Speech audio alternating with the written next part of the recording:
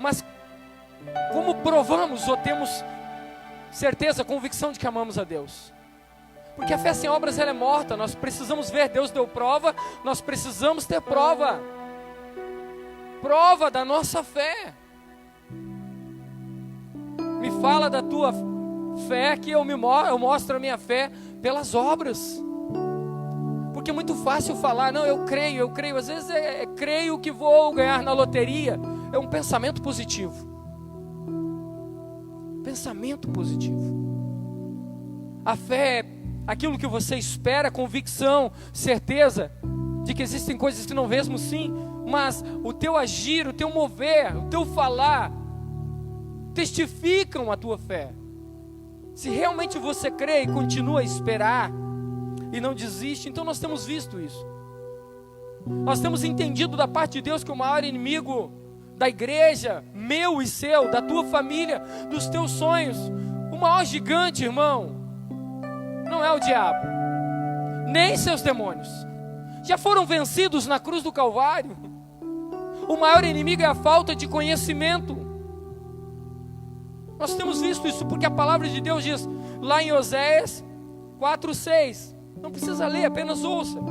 Mas se você está anotando referência, o meu povo está sendo destruído porque lhe falta conhecimento. O povo de Deus é destruído porque falta conhecimento, não porque está pecando. Preste atenção no que eu vou dizer, já tenho testificado aqui. O que te permite ir para o inferno, o que te leva para o inferno não é mais o pecado, irmão. Porque para o pecado houve um sacrifício, há solução, há saída. Não é o pecado, mas a tua falta de arrependimento, de mudança, de atitude, de confissão, porque Deus é poderoso para perdoar e purificar toda a injustiça daquele que se arrepende e confessa. Então você pecou, isso não garante o inferno para a tua vida, nem condenação, mas você não se arrepender.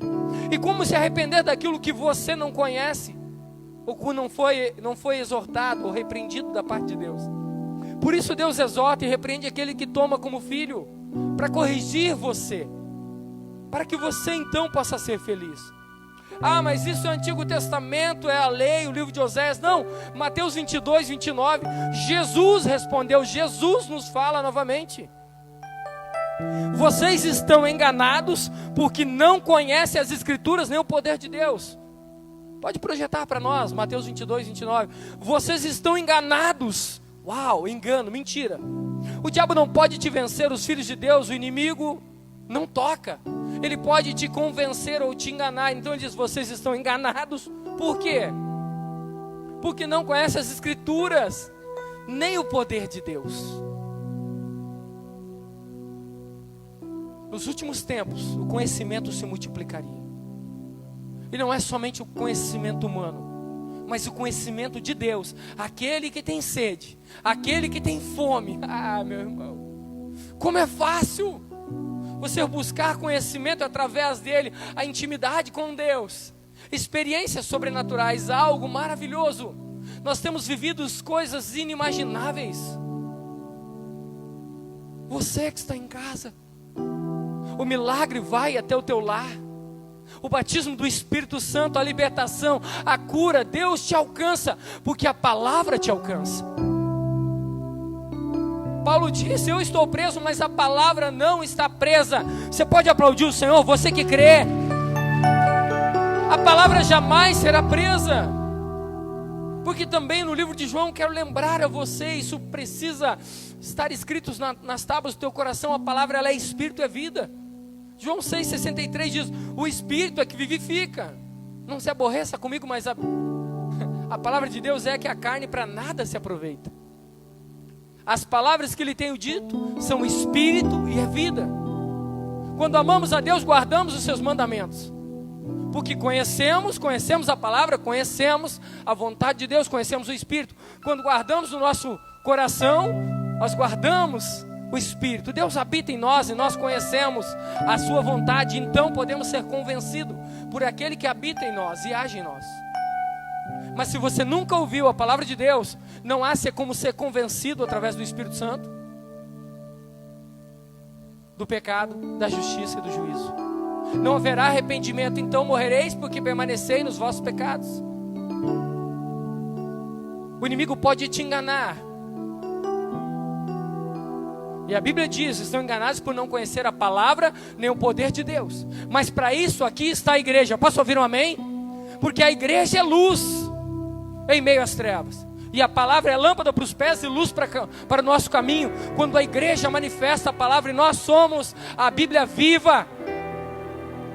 A Bíblia que o mundo lê. Muito mais do que a palavra que muitas vezes a letra que mata, mas a Bíblia que o mundo lê. Nós somos o reflexo do amor de Deus, como vimos aqui domingo passado. As nossas palavras no Arena Jovem têm sido sobrenaturais. Agora deixa eu perguntar para você que aqui está, você que está em casa. Você crê que a Bíblia é a palavra de Deus? Você crê que é a palavra de Deus que consta aqui, é a sua vontade, é a sua palavra? Quando lemos, ouvimos a Deus, quando olhamos para isso aqui, estamos lendo, é Deus conosco. É o único livro que nós lemos na presença do autor, não é uma obra didática, mas é um livro de redenção. Quanto mais você lê, quanto mais você medita, mais revelação, mais compreensão, mais entendimento, mais luz, amém? Então eu te convido nessa noite, a ouvir a voz de Deus, e receber do seu Espírito, porque a palavra é Espírito e é vida. Quando dizemos você vai ser cheio da palavra de Deus, ela precisa entrar, não sair, mas entrar e guardar, assim como a própria Maria, quando recebeu palavras a respeito de Cristo, e ela então guardava aquelas palavras no seu coração. A palavra de Deus precisa estar no teu coração. Feche os teus olhos, eu quero orar com você. Pai,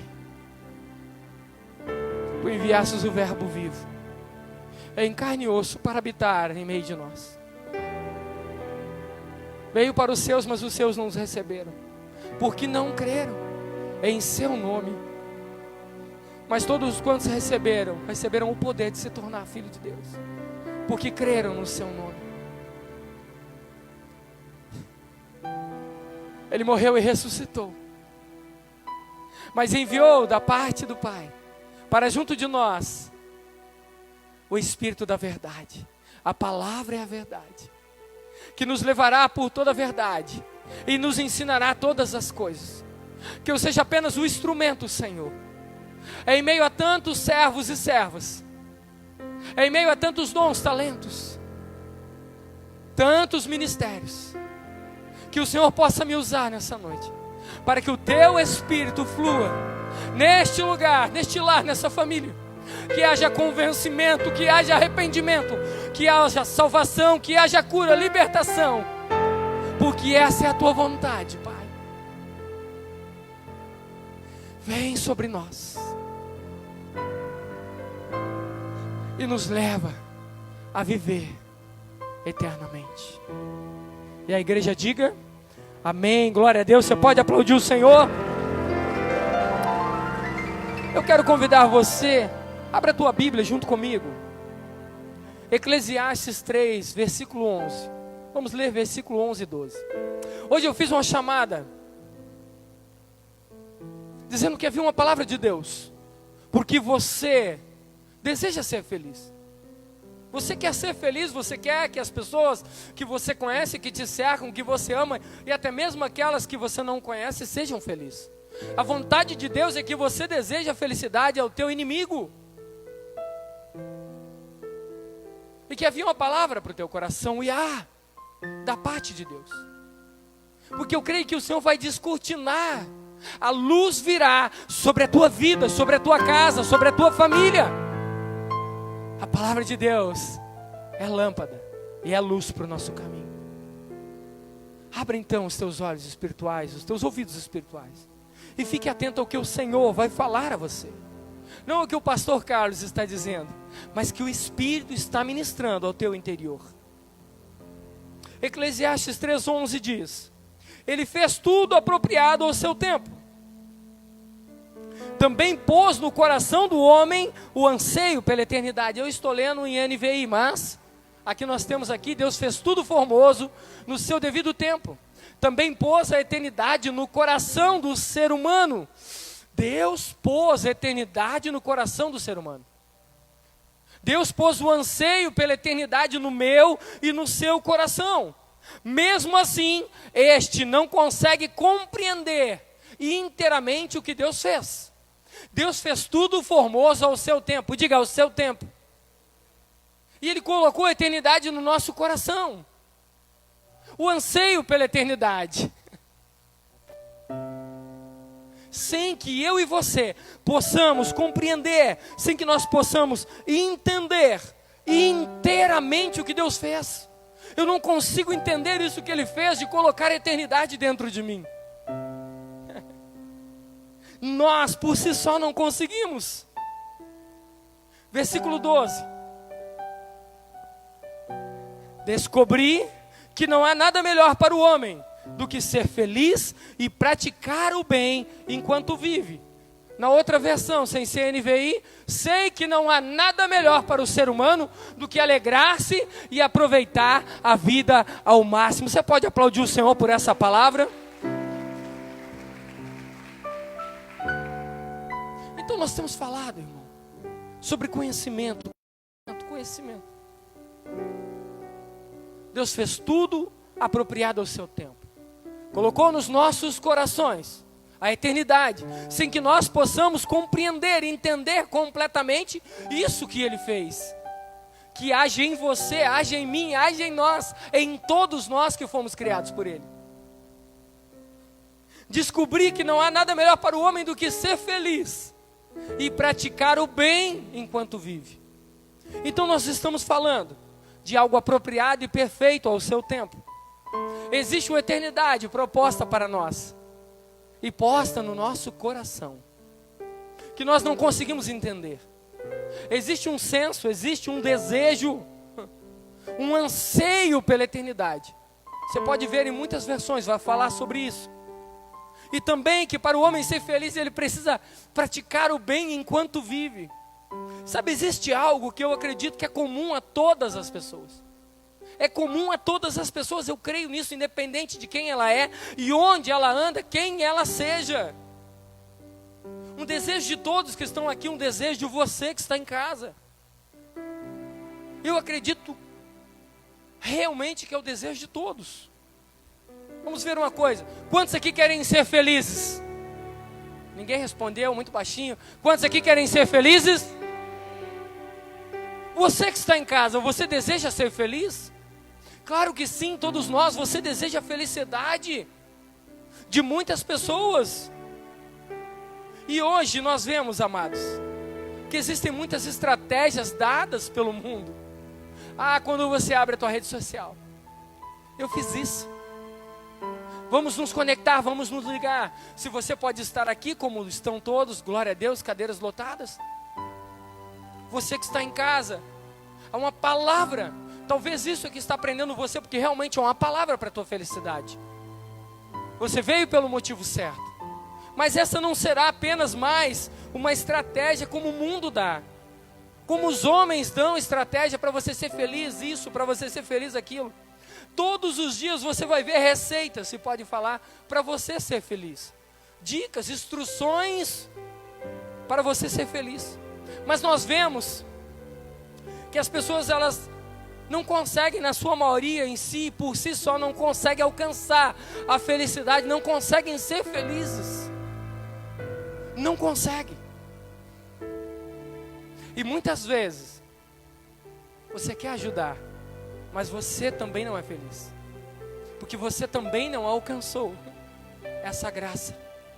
Você não pode dar aquilo que não tem. Eu vou ajudar a pessoa na área emocional, o problema, relacionamento dela está pior, mas às vezes para fugir do seu, ela quer ajudar o outro. Não vai acontecer. Sabe, na verdade existe um total desconhecimento daquilo que é felicidade. Nós queremos ser felizes, nós desejamos a felicidade, mas existe um total desconhecimento do que é felicidade, daquilo que é a verdadeira felicidade. Diga comigo, igreja, verdadeira felicidade. Sabe, a verdadeira felicidade, ela tem um nome,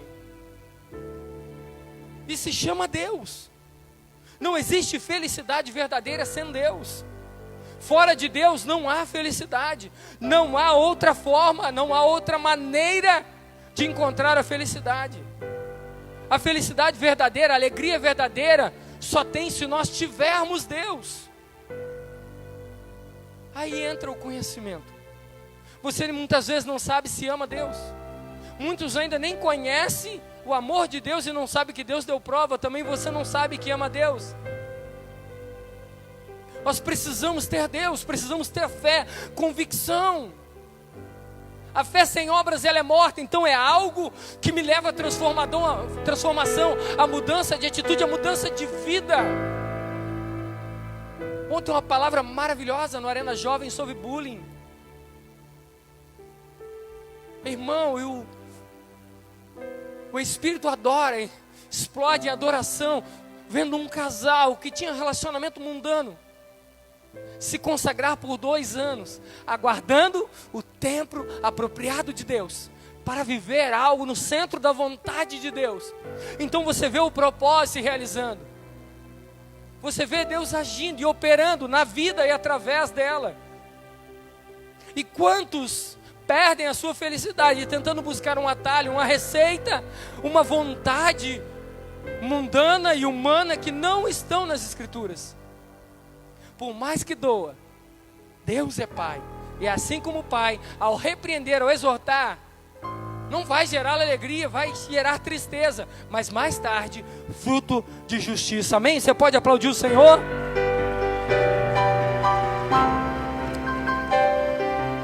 Precisamos correr e há tanto de Deus. Mas eu quero que você anote essa frase.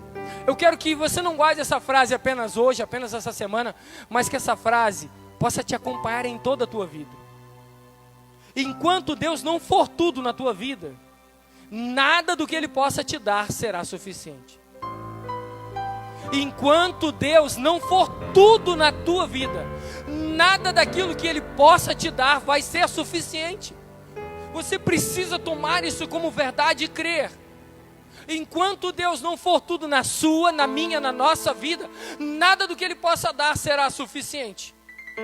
Você pode estar duvidando, mas ao continuar a ministração, o Espírito vai continuar a te convencer. E você vai ver que isto é verdade. E que se Deus não for tudo, você não será feliz. Você não terá felicidade. Você pode ter tudo o que você quiser, mas se Deus não for tudo na tua vida, nada será suficiente. Nunca será suficiente. Você sempre vai sentir falta de algo, irmão. Eu converti aos 33 anos de idade. Eu tentei suprir um vazio existencial. E tentei amar a esposa e as filhas com concreto, construção, carro, moto, finanças, eletrodomésticos. Coisas que o mundo cita que isso me faz grande, isso me faz bem, isso me preenche, isso me traz alegria. Não. Eu tentei. Da forma que o mundo instruía, da forma que o meu entendimento me levava. Mas a Bíblia diz que aquele que anda pelo próprio entendimento é tolo. Eu reconheci que eu fui tolo por muito tempo, resistindo à vontade de Deus. Porque por muitos anos a minha mãe falava daquele que me amava, daquele que me amou e me amará, aquele que se entregou por mim e por você. E eu não conseguia tomar por verdade e resistia à vontade de Deus.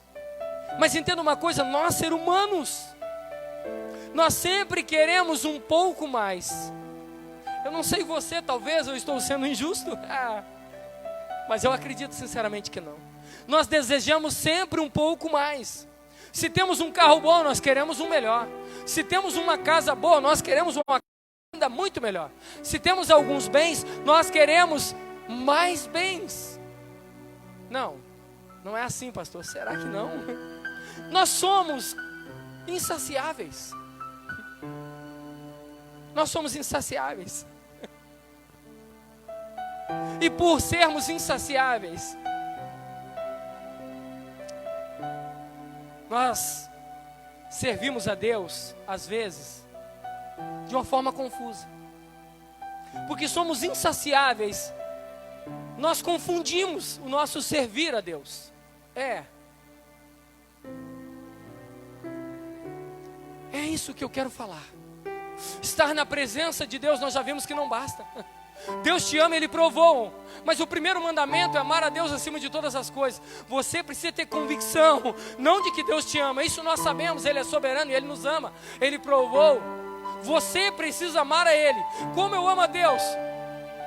O segundo mandamento é amar o próximo como a mim mesmo. Eu não posso amar a Deus se eu não amo o próximo. Então nós ficamos atrelados e condicionados há uma transformação, há uma decisão, pessoal. Porque o Espírito de Deus derrama o amor de Deus nos nossos corações. É pelo seu Espírito, então nós podemos amar. Não o amor humano por conveniência e interesse próprio, mas o amor que vem de Deus. O amor que Deus nos deu, nós podemos amar. Mas o meu pai me deixou, me abandonou, sou fruto. Eu não posso dar o que não tenho, não. Se você recebeu o Senhor, se você entregou a tua vida para Ele, você pode amar sim. Você é capaz de amar. Então nós confundimos o servir a Deus. Sabe? Porque talvez você que está em casa, mesmo não tomando a palavra do servir, mas você que é membro, você que aqui está, e você também que é cristão, já batizado, talvez você serve na congregação. Nós confundimos o servir a Deus. Não basta dizer que Ele é Salvador, tem que dizer que Ele é Senhor. E se Ele é Senhor, nós precisamos servir. Nós reconhecemos que a vontade dEle é boa, perfeita e agradável. Então nós precisamos ser servos, fazer a vontade dEle se cumprir na nossa vida. Não há nada melhor. Mas para servir a Deus não é somente ter alguém. Preste muita atenção no que eu vou dizer. Servir a Deus não é somente ter alguém, um ser maior, alguém lá do céu que dá ordem a nosso respeito. É assim que muitos servem a Deus. Existe alguém maior, existe alguém no céu que dá ordem a meu respeito. Sabe, muitas vezes nós temos Deus e entendemos Deus dessa forma, como uma pessoa que tivesse o único compromisso, a única responsabilidade de cuidar de nós. Opa, talvez virou uma chave, começou a ligar. É assim que nós vemos Deus. Muitas vezes é assim que nós vemos Deus. É assim que nós servimos a Deus. É um ser, uma pessoa lá do alto, poderosa, que cuida de mim. O compromisso e a responsabilidade dessa pessoa é cuidar de nós, nos dar coisas, nos dar riquezas. Muitas vezes nós servimos a Deus com o pensamento de que Ele existe para que nós não tenhamos nenhuma necessidade, para que não nos falte nada. Para isso existe Deus, para mim não ter necessidade, para que não me falte nada, para que nós não precisamos enfrentar e passar por nenhum desafio. Então nós temos Deus, para isso nós temos Deus. É assim que muitas vezes dizemos servir ao Senhor. Sabe, eu acredito que quando começa a falar, é para você ser feliz, mas você começa a ouvir, você que está aqui, glória a Deus. Mas às vezes eu acho que alguns já estão saindo da transmissão. Essa live não está caminhando para onde eu queria. Eu não tenho a intenção de ferir você. Pelo contrário, destruir você para ser feliz. Mas é necessário quebrar estruturas enganosas. Porque vocês estão enganados por não conhecer as Escrituras nem o poder de Deus. Eu não estou falando nada de mim mesmo, mas sendo apenas boca daquele que fala nessa noite. Amém? Sabe, para muitos essa é a imagem de Deus. Deus não vai deixar faltar, Deus não vai deixar eu passar luta, eu não vou ter necessidade, Deus cuida de mim, Deus isso, Deus... Eu também creio, irmão. Mas isso é uma consequência. Isso é uma consequência. Deus pode fazer? Claro que sim. Sabe, é assim a imagem de muitos, isso entristece. Isso entristece o coração.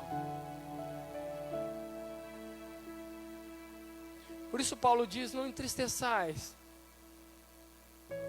o Espírito Santo de Deus com algumas atitudes. E às vezes o Deus que as pessoas têm, o Deus que elas servem, é assim. É um ser para que o bem aconteça comigo, para que nada de errado possa acontecer na minha vida. Para isso eu tenho Deus. Ouça com atenção. Mesmo que tenhamos tudo o que queremos, se Deus não for tudo para mim, tudo para você, nós nunca seremos felizes. Nunca seremos felizes. Nós podemos ter tudo o que nós queremos, e mesmo assim não seremos felizes. Porque a felicidade muitas vezes nesse mundo é aquela quantia de dinheiro na conta corrente.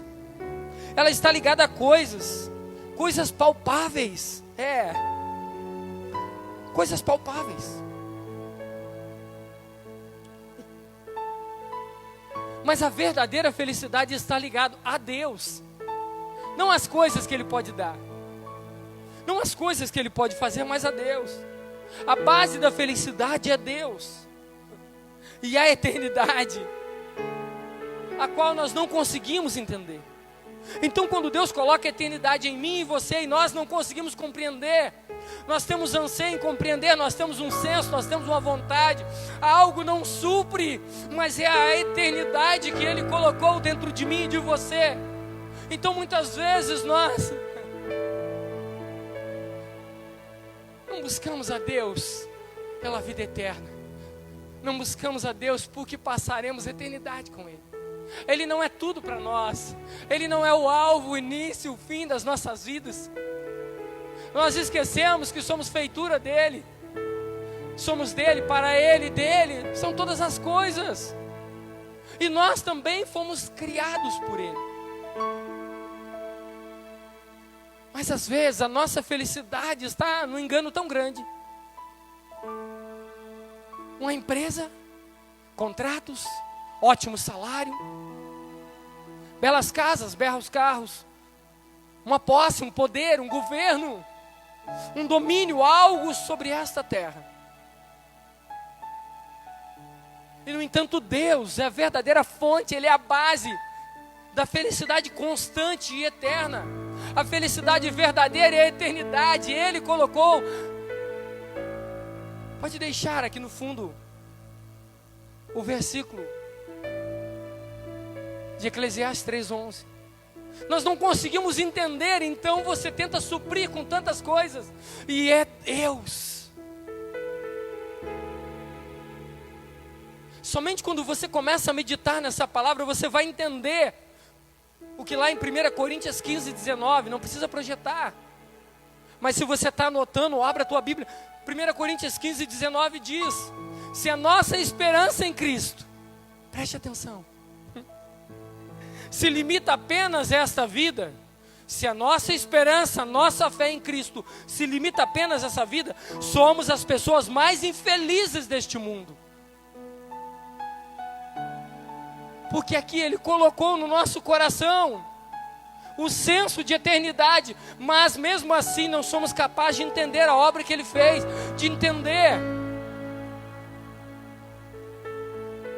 Projeta para nós, Vini, 1 Coríntios 15:19. Por isso lá Paulo diz: se a nossa fé, o que cremos, buscamos a Deus, somente pensando nessa vida, não tem como ser feliz.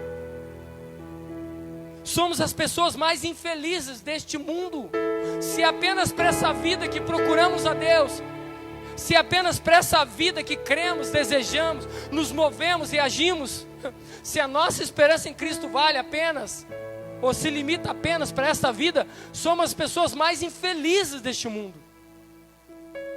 Existe um senso de eternidade que não tem como ser suprido, irmão. Eu tentei com todas as coisas, mesmo não alcançando ser milionário, bilionário, trilionário, Ferrari, Porsche, tantas coisas, mas perto da minha raiz, perto da minha realidade, onde eu saí de uma infância de muita luta e necessidade, alcançar algumas coisas e achar que iria suprir. Pelo contrário, todas elas me causaram tremendo mal. Me fizeram arrogante, soberbo, crendo que tinha algo que muitos não tinham, crendo que era e possuía alguma coisa que outros necessitavam. Grande engano. Então nós vemos que a felicidade está em Deus. Esse desejo que você tem, esse senso, essa busca para suprir algo, é que Deus colocou dentro de mim, de você, que aqui está em casa, uma necessidade, um senso da eternidade. Nós precisamos olhar para a eternidade. Irmão, essa vida ela é tão curta e tão passageira. Quando olhamos para a eternidade, não conseguimos compreender. Se você olhar o dicionário, é um tempo inexistente, um tempo fora do tempo, um tempo sem fim. É absurdo, é como dizer, o peixe mora na água, o peixe caminha fora da água, o peixe vive fora da água, o peixe voa. Um tempo sem fim, um tempo fora do tempo, um tempo inexistente. Cada dicionário que você procurar vai te dar uma definição incoerente de eternidade. Então às vezes nós confundimos a forma de servir a Deus. A salvação vem quando entregamos a vida a Ele, nos arrependemos dos nossos pecados e dizemos que Ele é o nosso Senhor e o nosso Salvador. Porque não tem como Ele te salvar daquilo que há de vir até o teu último suspiro, se você não obedecer. Ele diz, sai daí, a laço de passarinheiro, você vai na direção, você desobedece. Então as bênçãos que eu e você queremos vêm, se obedecerdes a minha voz, os meus mandamentos, as bênçãos te alcançarão.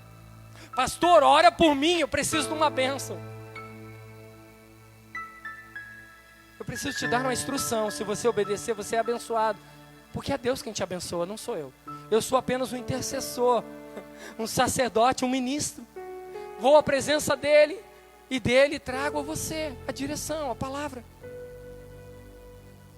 Mas quando você desobedece, a maldição, e não tem como, irmão. Não tem como fazer por você aquilo que somente você deve fazer. Então nós confundimos a forma de servir, porque vemos a Ele, entregamos a nossa vida, então com a boca nós confessamos a respeito da salvação, e com o coração para a justiça. Mas o que eu estou vivendo parece não ser justo. Será? Muitos de nós temos Deus como um objeto a ser adorado e não um Deus a ser servido. Grave isso. Muitos de nós, cristãos, temos Deus como um objeto a ser adorado e não um Deus a ser servido. Como assim, pastor? Sabe, preste bem atenção. No Egito existiam muitos deuses. Hoje eu estava preparando essa palavra e me veio claramente à memória uma novela bem lúdica falando sobre isso, Terra Prometida e tantas outras, que nos dá uma visão lúdica. E no Egito existiam muitos deuses, mas os principais deles, existia um templo, existia um lugar onde eram adorados. E então o grande faraó, que também se dizia Deus, fazia uma cesta com as melhores frutas, com os melhores legumes, uma cesta de manjares, iria ofertar ali então, naquele templo, aqueles deuses. Existia um local onde se reuniam para adorar. Então ele ia e levava uma oferta. Ele preparava delicadamente, escolhia as melhores coisas e levava aquela oferta. Chegava lá diante dos deuses, ele entregava e dizia que os deuses se agradem da nossa oferta, para que sejamos beneficiados. E entregavam ofertas e diziam que se os deuses se agradem da nossa oferta, para que sejamos beneficiados. Sabe, eu creio que de alguma forma o povo que estava no Egito trouxe o povo de Deus, acabou permitindo entrar, como nós vimos pela Bíblia. Adoraram a tantos deuses, se misturaram porque eles levavam oferta para agradar a Deus, para que Deus fizesse o quê? A sua vontade, para que eles fossem beneficiados. Que os deuses se agradem da nossa oferta, para que sejamos beneficiados. era uma adoração a ídolos. E muitas vezes nós temos Deus como um ídolo a ser adorado e não um Deus a ser servido. Porque, irmão, nós temos uma facilidade de chegar diante de Deus e dizer isso. Vou te dar tal coisa, porque tal coisa eu preciso. Eu vou fazer um voto com Deus, vou fazer um voto contigo. Vou começar a andar nos teus caminhos, vou mudar de vida, vou te servir. Mas se tu me curar, mas se tu me prosperar, mas se me dar um emprego, se me curar, se curar o meu familiar, não entenda que esteja errado. Você pode clamar a Deus e deve. Deus pode curar sim, mas não com barganha, não como a um ídolo. Se os deuses se agradarem, então seremos beneficiados. Não. Nós jamais poderemos convencer a Deus em fazer o bem, porque essa é a vontade dEle, não em relação somente à nossa família, mas à nossa vida. De forma que Ele quer fazer o bem em nós e através de nós. A vontade de Deus é essa. Ele entregou o seu Filho para que sejamos salvos, e disse que com Ele, aquele que não poupou nem mesmo o seu próprio Filho, não nos negaria com Ele todas as demais coisas. Não negaria nenhuma das demais coisas. Então nós nos enganamos quando achamos que estamos convencendo a Deus em fazer o bem, ou direcionando a Deus com as nossas orações. Ele é o mesmo ontem, hoje, sempre será. A oração muda mais você do que a Deus. Muda a tua vontade, muda os teus desejos, os teus planos e sonhos, e não a Deus. Quando oramos, não é para que Deus te ouça e faça a tua vontade, mas para que você possa ouvir a Deus e então fazer a vontade dEle. Sabe? Então muitas vezes nós servimos a Deus, mas temos Ele como um ídolo a ser adorado e não como Deus a ser servido, porque fazemos a mesma prática que o Egito fazia. Nós oferecemos algo para Deus, e se Deus se alegrar, através da alegria de Deus, Ele vai nos beneficiar em alguma coisa.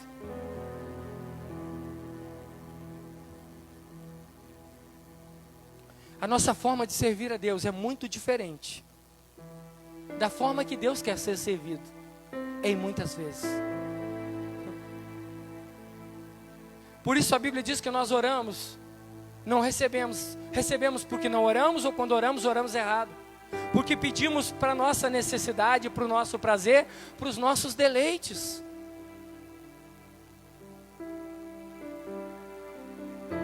E em suma, muitas vezes, é dessa forma que é feito. Sabe, é aqui que nós falhamos. Você que está aqui, você que está em casa, muitas vezes é aqui que nós falhamos. Porque Deus, Ele é um objeto a ser adorado e não um Deus a ser servido.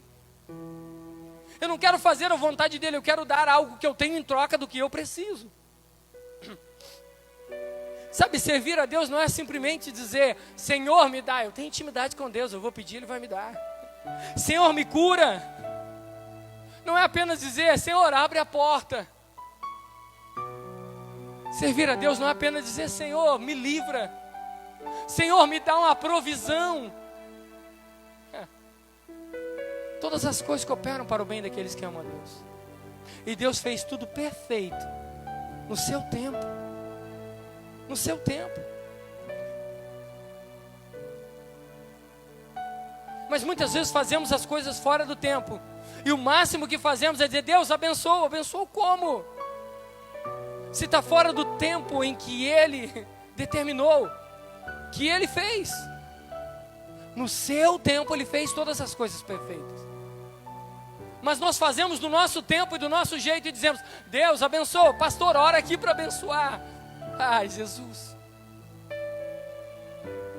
Nós fazemos clamando a Deus. Pastor, me abençoa, estou me desligando do corpo de Cristo. Deus te enviou para algum lugar? Não, eu decidi tal coisa. Essa é a minha vontade. Eu vou interceder a Deus, mas não há como te abençoar. Toda vez que você fizer a tua vontade, você não está obedecendo a Deus, portanto não há bênção. A maldição vai te alcançar. Não é a vontade do pastor que prevalece.